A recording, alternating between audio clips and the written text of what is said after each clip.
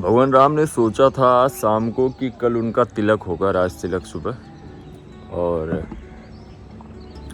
वो राजा बनेंगे अयोध्या के। सवेरे उन्हें पता चला कि उन्हें 14 वर्ष का वनवास मिला है। जब भगवान को ये नहीं पता होता कि उनके भविष्य में उनके साथ क्या होने वाला है, उनकी स्थिति परिस्थिति क्या होने वाली है, तो हम इंसान हैं, हम कैसे अपनी भविष्य की योजनाओं को प्लान कर सकते हैं। इस महीने के मेरे प्लान्स काफ़ी अच्छे थे। मैं आप लोगों को 9 तारीख को केदारनाथ लेके जाने वाला था घुमाने, वो कैंसिल हो रहा है। उसके साथ साथ इस मंथ में कंप्लीट प्लान था कि इस बार हेल्थ जो है, फिजिकल हेल्थ, शरीर सही कर लेना है, वो कैंसिल हो रहा है। रीज़न ये है कि बहन की शादी 28 फरवरी को तिलक शेड्यूल था, 8 मार्च को शादी। दूल्हे का एक्सीडेंट होने के कारण दोनों चीज़ें कैंसिल हो गई और शादी सडनली कल रिशेड्यूल हुई है परसों कि अब इसी महीने में 7 तारीख को शादी होनी है, यानी कि 7 मई को। और अभी भी मैं देहरादून में हूँ। आज देहरादून में 2 तारीख है। मेरे अर्निंग का सोर्स केवल रैपिडो है। रूम का रेंट 4200 है, 4200 रुपये। इसके अलावा मेरी डेली एक्सपेंडिचर हैं, दूध का खर्चा है, सब मिला जुला के मेरा रोज़ का आप अप्रॉक्स समझ लो 800 रुपये खर्चा है, और मैं रैपिडो से निकालता हूँ। परसों बारिश हुई, परसों मैं रैपिडो स्किप किया। कल रैपिडो स्किप करना पड़ा क्योंकि घर पे शादी के लिए सारी चीज़ों का प्लानिंग करनी थी, कुछ मिस ना हो जाए, कुछ स्किप ना हो जाए। फ़ोन कॉल करने से दिन भर घर पे रह गया। और आज 2 तारीख है। आज घर निकलने की सोच रहा था, लेकिन फिर याद आया कि दोस्त को विपासना मेडिटेशन सेंटर में छोड़ा है, उसको पिक करना है 3 तारीख को। अदरवाइज वो आएगा कैसे, उसका कमरे पे सामान रखा हुआ, काफ़ी कुछ रखा हुआ है।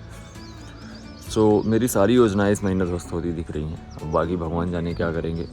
अगर वो बिगाड़ते हैं तो बनाते भी हैं। आज भी वेदर क्लाउडी ही है, बारिश की पूरी संभावना है। मैं सुबह 6:30 बजे ब्लॉग बना रहा हूँ चाय के कप के साथ अपनी छत पे, और सामने जो शिवालिक के पहाड़ दिखते थे वो आज नहीं दिख रहे। कल जिम स्किप कर चुका हूँ।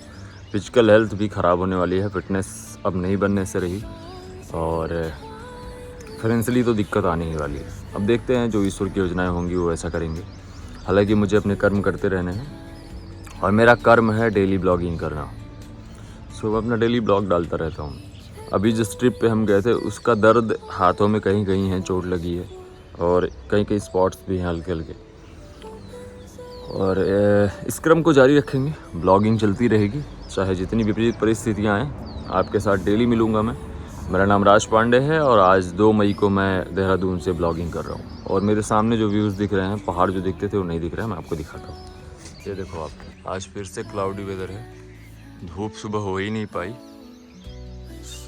बादलों को लगता है कि वो सूरज को रोक लेंगे, लेकिन इम्पॉसिबल है। सूरज तो निकलेगा ही, थोड़ा देर से सही। यहाँ आप देख सकते हैं लालिमा, सुबह के 6:30 बज रहे हैं, और चाय के कप के साथ मैं छत पे व्लॉगिंग कर रहा हूँ। अब चलता हूँ मैं। आज देखूँगा, आज जितना टाइम मिलता है उतना टाइम कम से कम रैपिडो कर लूँ, कुछ पैसे आ जाएँ। बाकी जो नहीं आएंगे उसकी व्यवस्था भगवान खुद कर लेंगे। राइड लेके आया हूँ घंटा घर पे। ये सामने घंटा घर का चौक है, और वेदर आज भी अभी भी क्लाउडी है। यहाँ से जिम मेरा पड़ता है 2 किलोमीटर, तो सोच रहा हूँ जिम ही चला जाता हूँ।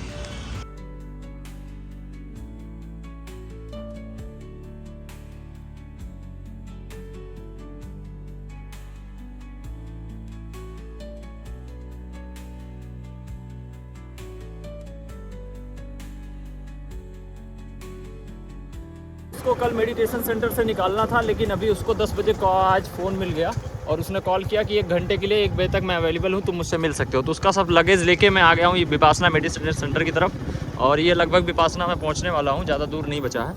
उसको सामान पकड़ाऊँगा और आज मैं घर निकलूँगा, क्योंकि मेरी सिस्टर की शादी है, तो ज़्यादा लेट कर नहीं सकते। अरेंजमेंट सब क्विकली करनी है। 7 तारीख को शादी शेड्यूल हुई है। सो मिलते हैं दोस्त से, उसके एक्सपीरियंसेस मैं आपको ज़रूर बताता, लेकिन शायद टाइम की कमी की वजह से 3 बजे मेरी बस है, और अभी 1 बजने वाले हैं, तो टाइम की कमी की वजह से ज़्यादा कुछ एक्सप्लेन नहीं कर पाऊँगा। एक क्विक मीटिंग कराऊँगा और फिर मिलते हैं उससे लौटने के बाद। मैं आ गया हूँ विपासना पे। ये मेरा मित्र 5 दिन के, उसके 10 दिन के कोर्स के बाद बाहर निकला। इसके चेहरे की शाइनिंग बढ़ गई है, और ये बदल गया होगा ऐसा मैंने सोचा था, लेकिन समय के अभाव के कारण मैं इनके एक्सपीरियंसेस नहीं जान पा रहा हूँ। आप क्विक एक अंदाज़ा बताइए, आपको कैसा लगा? बहुत अच्छा लगा। बहुत अच्छा। हाँ, वाइब्रेशन अंदर की चेंज हो गई है एकदम। हाँ। तो ठीक है, मैं आपको आपका लगेज दे रहा हूँ और मैं निकल रहा हूँ घर के लिए। सेंटर से अभी जस्ट आ ही रहा था, तो रास्ते में यहाँ एक हिरन खड़ा था। ये काफ़ी अच्छी जगह है, बहुत प्यारा लग रहा था। हिरन काफ़ी गुड साइन होता है। सो अब यहाँ से वापस चल रहे हैं। सामान दे दिया है क्योंकि बहुत जल्दी पहुँचना है और बस भी पकड़नी है। So we are moving. और भी क्या, मैं ही जा रहा हूँ, दोस्त तो अंदर ही है, वो भी जा रहा है। उनके साथ एक ऑफिशियल आए थे जो सामान लेके अंदर गए हैं, वो अब मुझे लग रहा है इसी से रिलेटेड थे। सो अब हम बढ़ रहे हैं यहाँ, और यहाँ देख रहे हैं ये जितनी गाड़ियाँ खड़ी हैं मेडिटेटर्स की खड़ी हैं, सब अंदर मेडिटेशन के लिए आए हुए हैं। मैं बोला था ना हिरन खड़ा रास्ते में, देखो आप जा रहे हैं, ये रास्ते में ही खड़ा था। विपासना मेडिटेशन के पास ही, सेंटर के पास ही रहता है। यहाँ की वाइब इतनी अच्छी है ना कि यहाँ वाइल्ड लाइफ भी खुद को सेफ फील करता है।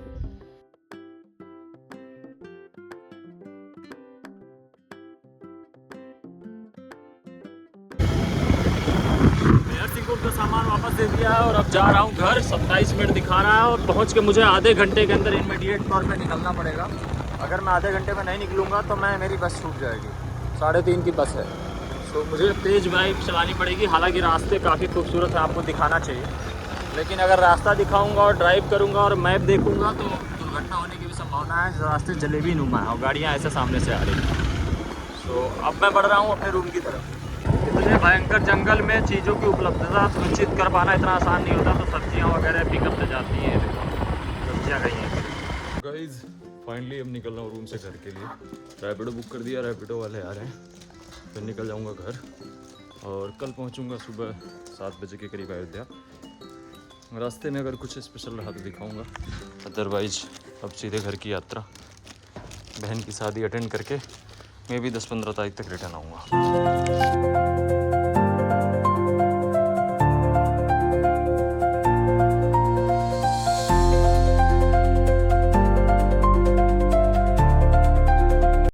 सब्सक्राइबर थे, भाई ने 1 सब्सक्राइब किया और 200 हो गया, तो 7200 का क्रेडिट इनको जाता है। थैंक यू सो मच भैया, आपसे मिलकर अच्छा लगा।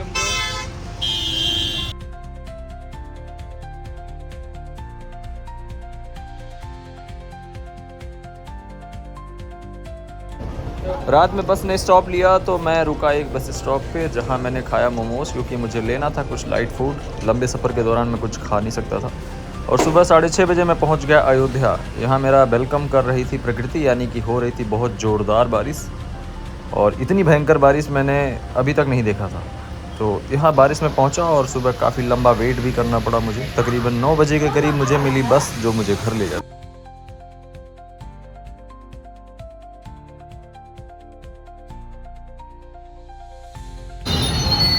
टांडा जाई भैया, टांडा जाई।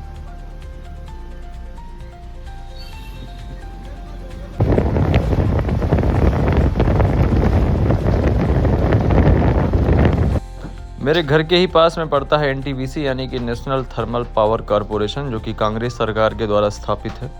और यहाँ से होते हुए मैं निकल गया घर के लिए। मुझे घर पहुँचने में लगभग 11 बज गया, क्योंकि आने के टाइम पे ही मैं काफ़ी लेट हो चुका था। 3 घंटे वेट करने के बाद तो मुझे बस मिली थी अयोध्या।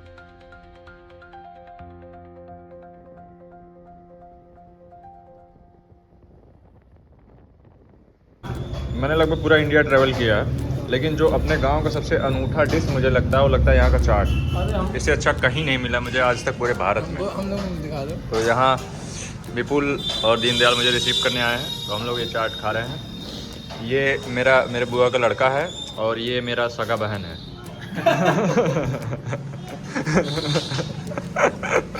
बहन है भाई। इसके बालों को देखिए, कितना बड़ा बड़ा बाल हो गया है।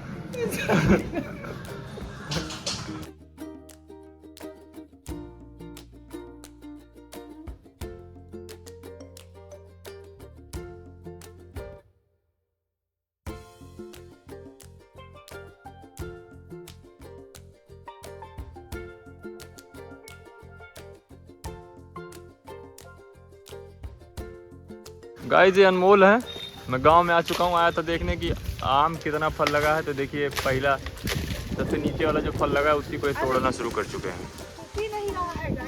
हाँ।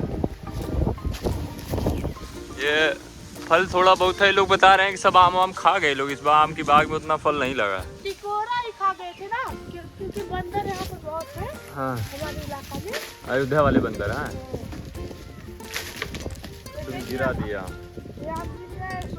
एक थोड़ा गंदा टाइप का था, घिरा, इसीलिए मैं इसको हटा दे रहा हूँ। उधर भी फल लगा है, ऐसा नहीं है। यार गोलू नहीं दिख रहा है ना, झपटिया। गोलू आएगा कल आएगा।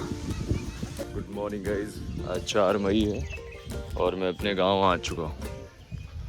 यहाँ की सुबह मैं आपको दिखा रहा हूँ, ये देखिए, और यहाँ की सुकून और शांति को महसूस करिए। काफ़ी खूबसूरत सुबह होती है मेरे गांव की।